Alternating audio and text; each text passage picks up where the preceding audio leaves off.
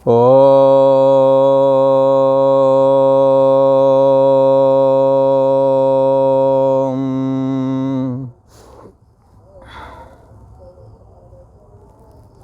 श्री योग वासिष्ठ के स्थिति प्रकरण में श्री वशिष्ठ जी महाराज बोले, हे राम जी, जैसे जल से भरा हुआ कोई घड़ा हो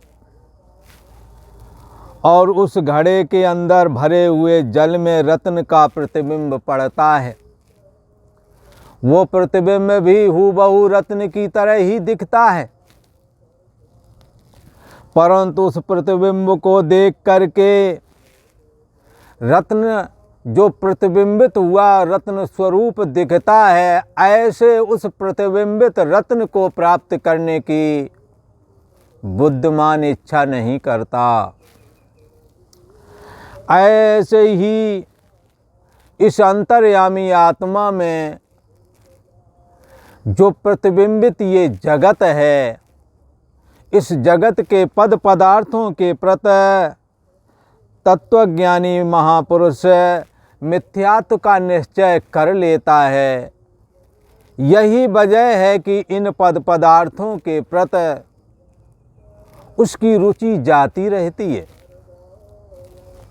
जगत के पदार्थों को वो नहीं चाहता।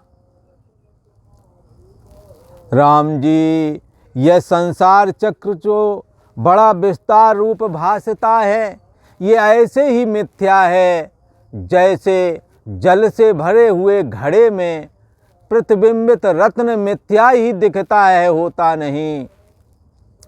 ऐसे ही इस जगत को भी समझना चाहिए।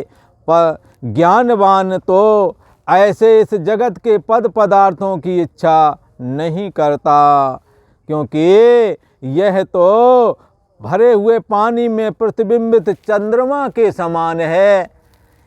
क्योंकि पानी में चंद्रमा का प्रतिबिंब केवल दिखता वरह है नहीं, वो तो आसमान में ही होता है।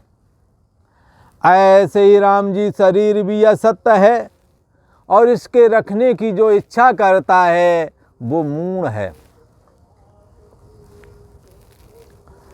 और जैसे तालाब में अथवा नदियों में शेवार होती है, जहाँ पानी थोड़ा थम के चलता है, रुक रुक के चलता है, उन नदियों में, उन तालाबों में एक पानी की घास, उसको शेवार बोलते हैं, शेवार हो जाती है। और उस शेवार को कौन खाता है? छोटी छोटी मछलियाँ। परंतु उसी तालाब, उसी जगह में रहने वाला राजहंस उस शेवार को कदापि ग्रहण नहीं करता। ऐसे ही ये ज्ञानवान जगत के पद पदार्थों में और विषय लोलुपता में कभी नहीं फंसता। अज्ञानी जीव ही विषय लोलुपता में फंसा रहता है। इसलिए कहा, सबसे भले जे मूढ़ जिन्हें न व्यापय जगत गति। जगत की गति ये मिथ्या है, ये दुख रूप है, ऐसा उनके अंदर विचार होता ही नहीं।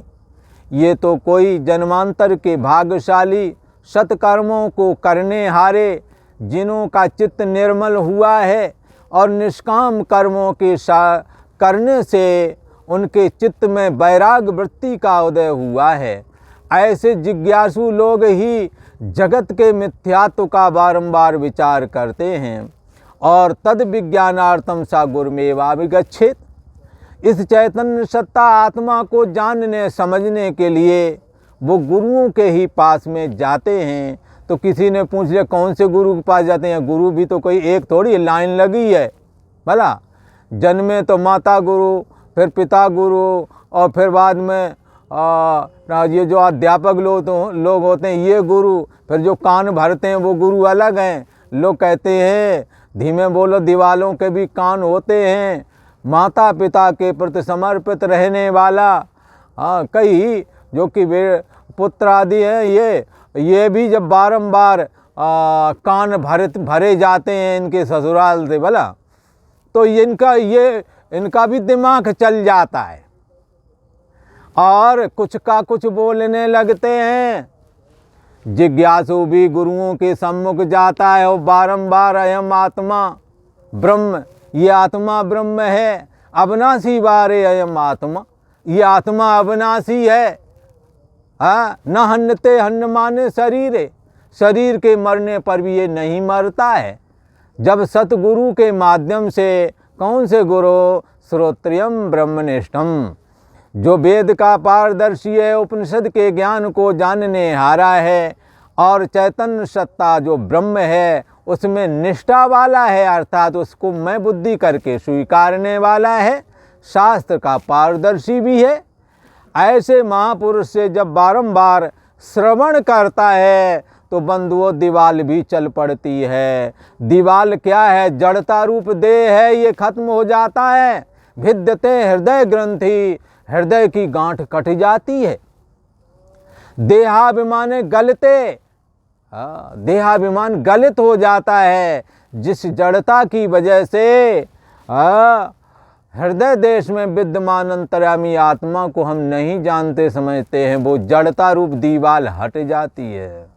भिद्यते हृदय ग्रंथि, जिस हृदय में घोर अंधकार है, लोग गाते हैं घट भीतर घोर अंधेरा है। भला तुलसी बाबा भी कहते हैं कि जीव और जड़ चेतन की गांठ है तुम्हारे हृदय में लगी है, जीव भाव वाली वाला। अच्छा, बोले कहाँ पाई ये गांठ? बोले जीव हृदय तम मोह विशेषी, छूटे ग्रंथ किम पर न देखी। क्यों नहीं दिखाई देती है? घट भीतर घोर अंधेरा है। घोर अंधेरा का मतलब अज्ञानता है। इस अज्ञानता को गुरुओं के माध्यम से, उपनिषद ज्ञान के माध्यम से बारंबार श्रवण किया तो नास्याम्यात्, भगवान श्री कृष्ण कहते हैं कि जो आत्मा का श्रवण मनन निध्यासन करता है, हमारे को अभेद रूप से भक्ति पूर्वक चिंतन करता है, तेषाम एवं अनुकंपार्थम, उस पर मैं कृपा करता हूँ। बोले क्या करते हो महाराज? ज्ञान दीपे न भास्वतः, ज्ञान रूपी दीपक बन के हृदय में प्रकट हो जाते हैं महाराज। अच्छा, तो क्या करते हैं? वो जो घट भीतर घोर अंधेरा है ना, वो खत्म हो जाता है। हाँ, और वो अंधेरे की वजह से जो जड़ चेतन गांठ पर गई, भला जड़ चेतन गांठ पर गई और जदप मृषा छूटत कठिनाई। यद्यपि ये गांठ मिथ्या है पर छूटती नहीं है। बोले क्यों नहीं छूटती है? तम मोह विशेषी जीव हृदय, तम मोह विशेषी, छूटे ग्रंथ किम पर न देखी। ये गांठ हृदय की दिखाई नहीं पड़ती है। इसलिए सतपुरुषों ने, साधु पुरुषों ने कहा है, अपने दोष दिखते नहीं है, दूसरे के दोष ज़्यादा दिखते हैं। पर आंगन कुटी चाहिए, निंदक नियरे राखिए, आंगन कुटी छवाए। भला ये निंदा चुगली करने वाले भी पास में होना जरूरी है। अगर समझदार आदमी है तो अपनी गलती को निंदक आदमी मानेगा नहीं, बार बार कठिन करता। बोले महाराज वो हैं, हम अच्छी तरह जानत हम, ये ऐसे भी वैसे हैं, आप सुन लो, अपनी आदत संभाल लो। इसीलिए तो कहा और कुछ भजन में करना नहीं है। क्या करना है भजन में? मन की तरंग मार लो बस हो गया भजन, आदत बुरी संवार लो बस हो गया भजन। गलत रास्ते पर हमों अपने शरीर मन इंद्रियों को नहीं जाने देना है। यदि जाता है तो दृढ़ कर राख शरीर, शरीर को मजबूती से पकड़ के राख। मन जाता है तो जान दे दृढ़ कर राख शरीर, उतरी धरी कमान है कहा करेगा तीर। क्या करेगा तीर? इसलिए तद विज्ञानार्थम, इस चैतन्य सत्ता आत्मा को जानने के लिए गुरु मेवाभिगच्छेत्, गुरु जी के ही पास में जाए और ऐसे ही ना चला जाए। शास्त्र कहता है कि ये स्त्री के पास में, राजा के पास में, साधु के पास में खाली हाथ कभी ना जावे। हमेशा कुछ ना कुछ भेंट लेके जाना चाहिए। जो आवश्यक वस्तु हो वो जरूर लेकर के जाना चाहिए। ऐसा करने से गुरुओं की प्रसन्नता होती है। और यदि किसी स्त्री के पास, अर्थात जैसे बहन है, बुआ है, और भी कई जगह जाते हो तो सूखे मन मत चले जाओ। लगता है जाएंगे वो खा पी कर उनका दूध उड़ा करके चले आओगे। अरे वहाँ वो तो कहेंगे चलो हमारा भतीजा आया, बुआ कहेगी, बहन कहेगी भाई आए, वो अपने पूरा ताकत लगा के तुम्हारा सत्कार करें, तुम ऐसे ही चले गए। अरे वहाँ कुछ खाने पीने के ले जाओ, कुछ थोड़ा दे के आओ ना।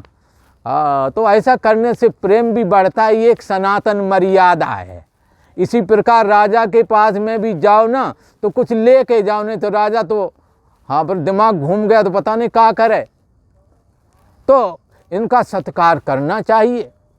गुरुओं के पास जाए, श्रोत्रिय ब्रह्मनिष्ठ गुरु के पास जाए और आत्मा को जाने ना। अकृता कृतेन, अकृत आत्मा जो है करने से नहीं, वो पहले से ही विद्यमान है।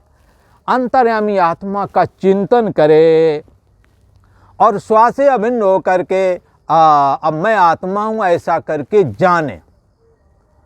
ईचेद वेदी, अगर ऐसा जाना ठीक है, नहीं जाना अति महती विनष्टे, महान हानि कर ली है उसने।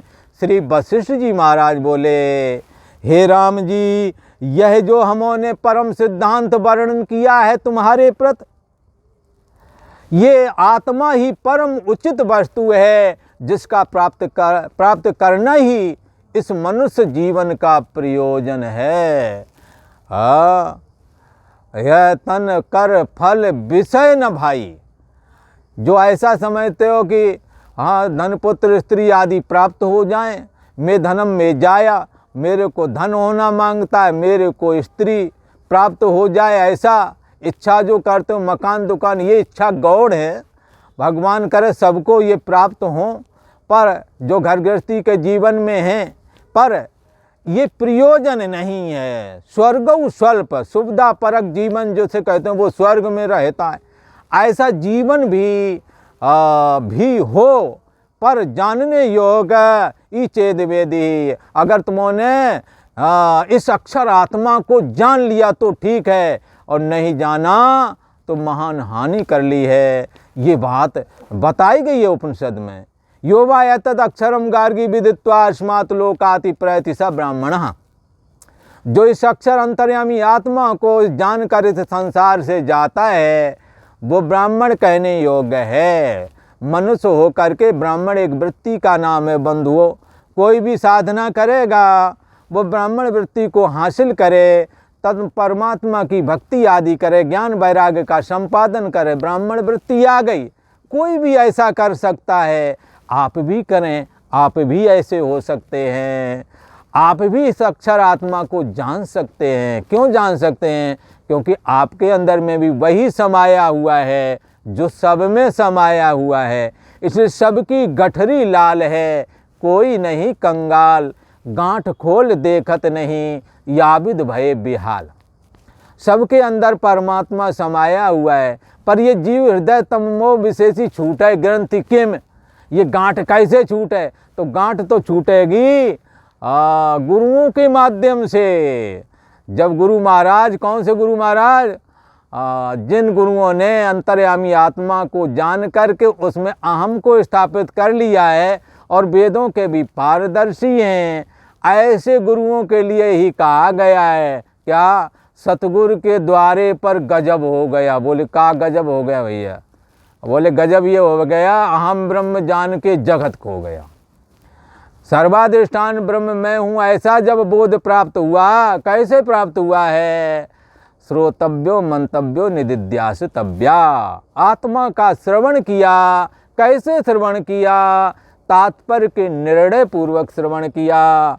और तात्पर्य का जो निर्णय किया है वो है चैतन्य सत्ता आत्मा सब में समाया हुआ है, यही सभी ग्रंथों का प्रयोजन है।